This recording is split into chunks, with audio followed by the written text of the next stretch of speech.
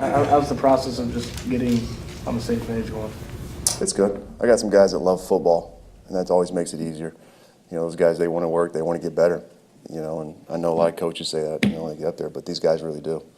And so it makes my job easier because obviously they're all big, they're all athletic, but when they want to learn and they want to get better, it makes my job a lot easier. Does it make it easier, too, that they have the same last name? It does. Put like the Smith family, you know, above my door, so, but it does. Your impressions, Mike, of, you know, Rashan's movement skills and all of the stuff that, you know, came with his draft status? Sure, it's unbelievable. I mean, a guy that size and that speed and athleticism, I've never seen it. You know, I've been in the league for 11 years, you know, so you can do a lot of things with him.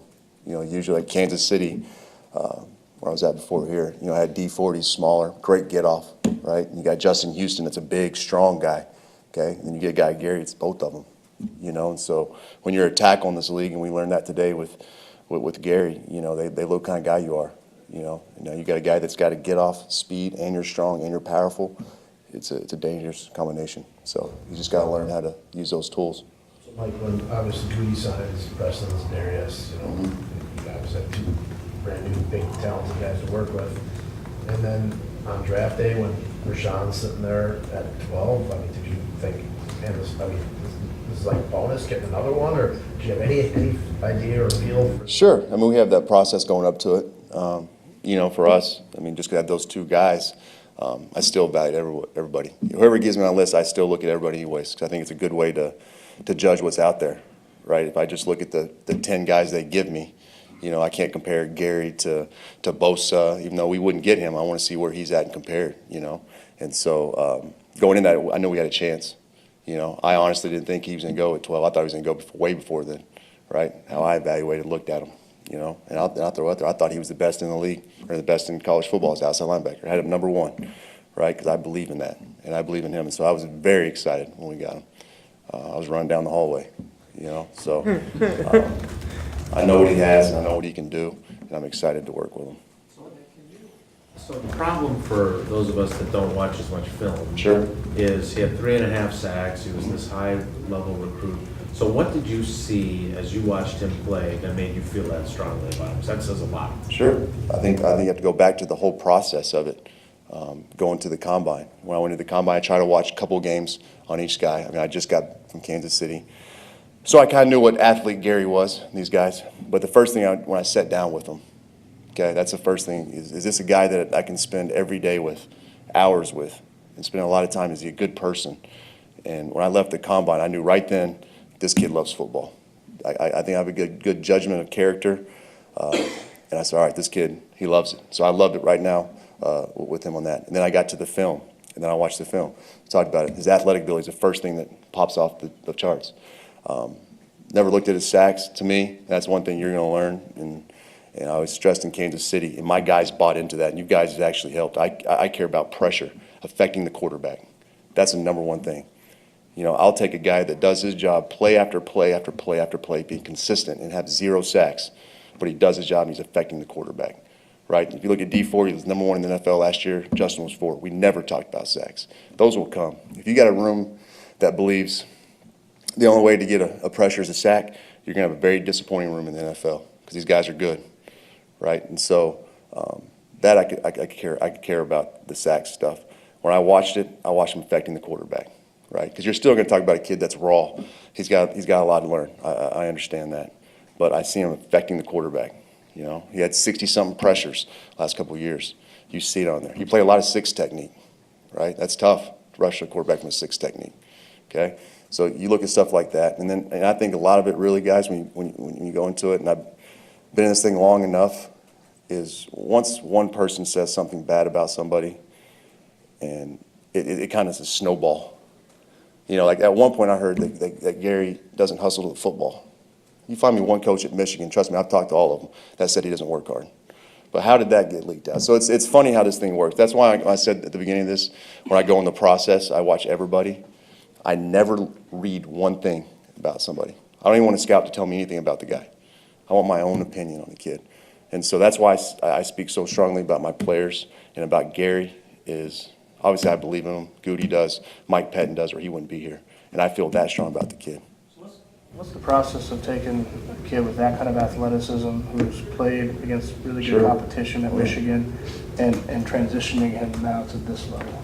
It's a process. I mean, it's not going to happen overnight, you know. I mean, right now we're just going through the pass rush stuff, you know, understanding pass sets. I mean, the thing about college and the NFL, you guys know it, college, there's a lot of things you got to worry about. You got school, and you got girlfriends, and you got all other kinds of stuff you're dealing with. Here, it's every day, all day. We spend a lot of time together, and that's my job. But he's got to learn pass sets. He's got to learn about hands. He's got to learn about setting an offensive lineman up, stringing rushes together. I mean, it's a whole process, steps. You know, we're getting into that. It's all new. He's just looking at me, you know, with big, bright eyes, but he's excited to learn. So it's a process. Then you got to get in the run stuff. I mean, this system, outside linebackers do a lot, more than any position in this building. And that's what it is. We got to play the run. You got to pass rush. You got to drop, right? And so he's got to learn how to drop. Didn't drop much in college. Okay, he's got about 7 or 8 different drops. He ain't gonna drop a lot. He's better going forward than backwards, but you know he has to know some drops. So just take it day by day. And you know, when he thinks he's got something, we go back to it the next day. And I keep, you know, I'm kind of go back to how Pettin coached me. I mean, I give him quizzes every day, tests. It's like school, right? And some of these guys that aren't new, you know, these guys from last year aren't used to this kind of stuff, but they know what to expect now. Who's the smartest guy in the room right now? Probably the guys that's probably been here, Kyler and Reggie. You know, they've been here. They at least know the system. I'm obviously a different coach than they had in the past. My expectations are different, and my philosophies are different. I don't know anybody. I don't even know who coached them last, but they have a good sense of the defense, and so that's always you got an edge when you kind of at least know where to line up. Of course, Mike, Kyler has a big year with the sacks. I don't know. Sure. Pressure's more for you than sacks, but from what you saw in film of him, where do you think he's at right now in his development? Yeah, I mean everybody's got to get better. I mean he had a great year last year with the sacks and stuff, but like I said, everybody got improvement. You know, I think one thing you guys are starting to see now is outside linebackers are pretty important in this defense, and the guys that we picked up are pretty big guys and athletic guys. You know, the same system I was at Kansas City. If you watched us, Justin Houston's inside, D Ford's inside, right? We move these guys around. I mean, there's going to be times next year there's going to be 4 outside linebackers on the field. That's what we do, you know, and especially these days with offense, it's a lot of 11 personnel. It's not 21 personnel anymore. Teams have fullbacks and all this other stuff. It's 11 personnel. And you better have your best athletes on the field. If you look at first and second down last year, it's almost 50% pass. It was like 50-50. Back in the day, it was like 80%. I mean, everybody had a fullback and it was the same plays you're preparing for every week. Now it's college football's leaking in, so you've got to have some guys that can affect the quarterback. And I think when you talk to my guys, they'll tell you that's the most important thing. Everything's important on defense, but what we do the most thing we do technique-wise is rush the quarterback, and we know what we're going to do when we do that. So the more we get on the field, the better.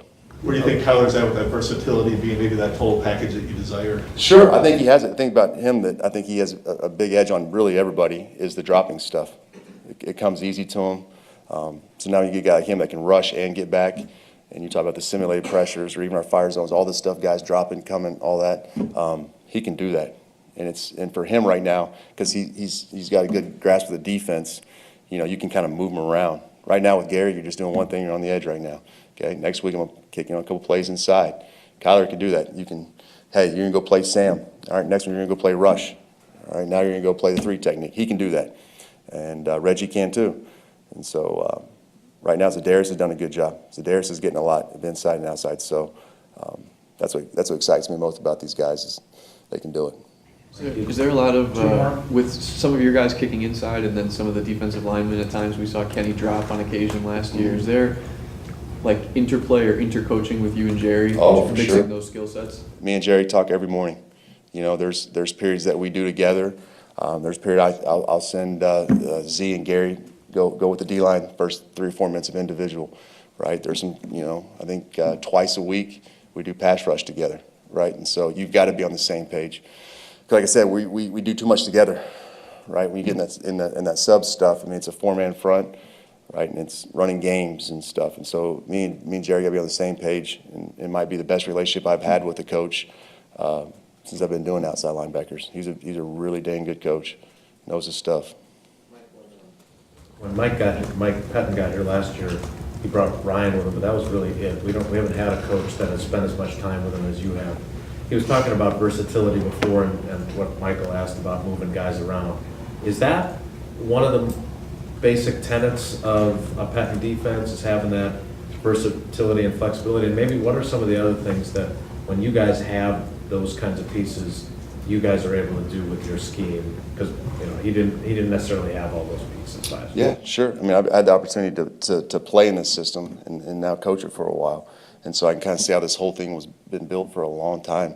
And I think two things with that. With one, we were so, do a bunch of things because really every time you looked in Baltimore, except for Suggs, but in New York, we never really had great pass rushers, right? And so we had to do a lot of simulated pressures like you saw last year. Doesn't mean get away from them. But that's kind of how this thing was built, exotic, a lot of different looks. And we do that for that one reason, and for two, to throw an offense up, give them different looks, different pressures, different disguises. We don't just line up in the same front and the same coverage. We make it hard. We make quarterbacks think and talk. You play Tom Brady and you line up the same front and the same coverage. Good luck. These quarterbacks are too good.